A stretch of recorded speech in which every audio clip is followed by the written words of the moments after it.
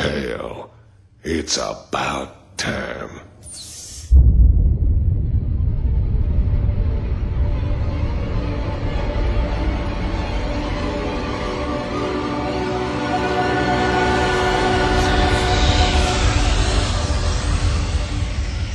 My name's Andy Chambers. I'm lead writer on Starcraft 2.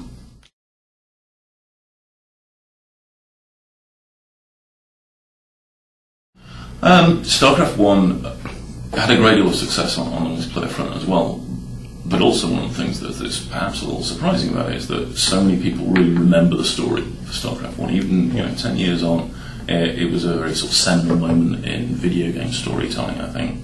And that was something that I wanted to sort of carry on the feeling of Starcraft 2 as well, but it actually produced a story where afterwards you're like, oh damn, you actually remember the events that happen.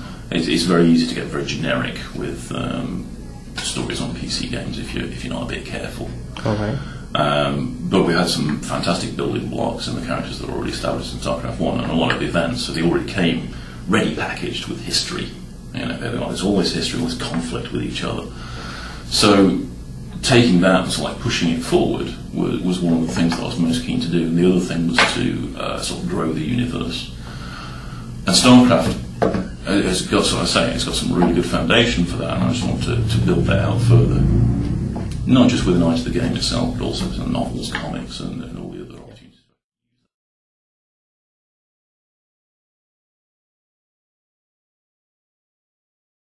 It kind of grew out from, and I wasn't here for this game, from Warcraft 3, where a lot of the story is actually told on mission maps.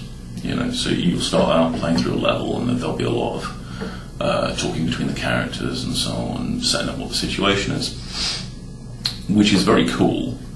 But it did run into certain technical problems, specifically like if you've got your level designers working on his level and so forth, and he's got a load of story stuff that goes into it, he's already having to integrate a load of extra material on top of what he's doing already. Now, if there's any changes made, either to the level or to the story, then again it's got some impact going both ways, so it gets very convoluted and complex very quickly.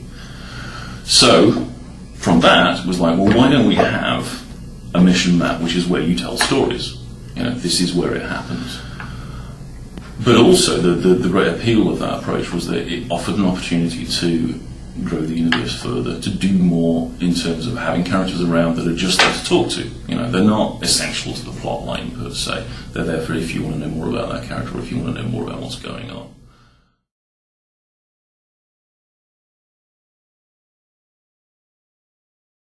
Once again, it's sort of like a selection of new characters was essential to add in. You got to grow the universe, especially since in StarCraft we tend to kill people off quite often, so you need some spares. Plus, then we've got all the old characters you're bringing back, so you start to grow a very big cast quite quickly, to be honest.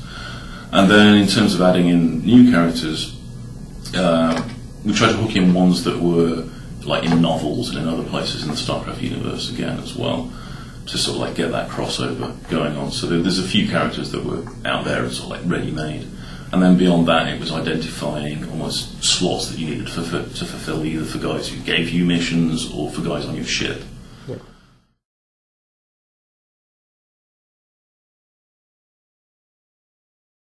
It actually uses a system called FaceFX. So we don't actually use motion capture for facial expressions. It's just that the technology has moved on far enough that it can actually produce that, and it's not hand animated either. It's produced procedurally by the program itself. So while there's a certain amount of engineering gubbins that has to go into being able to use that system, once it's all plugged in place, it'll pretty much do most of it, on its own without any additional help. And you can actually flag different emotions actually within the conversation itself as well.